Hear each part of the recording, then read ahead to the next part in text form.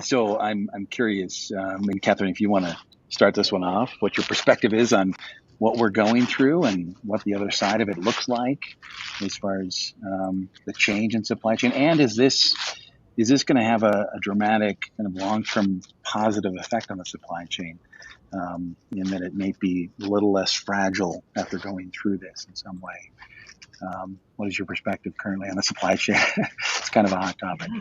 No, it is very, very top of mind for us, as you can imagine. So while I don't have a crystal ball, I can share that, if you think about our business, we were one of the biggest, beneficiaries to some extent of COVID. We had a huge surge as the home took on a new meaning, right, during the Mhm. pandemic. But at the same time, we saw this global supply chain crisis. We saw inflation at levels that, we haven't seen in decades.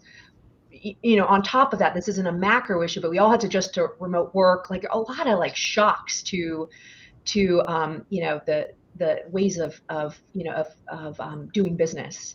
So my perspective personally, while I can't speak to how long our ability to produce, ship, fulfill, will last, I do think that in a permanently volatile world, which I do believe we are in a new era of like VUCA, volatile, uncertain, ambiguous um, future, that I think we have to kind of scrap everything that we've learned, and the job description is just do what it takes, and we all are to some extent change leaders. So it's a very different like skill Hmm. set and a very different mindset going forward. But I think supply chain is a good example of how we just have to pivot to this just unpredictability and shocks that are so unprecedented.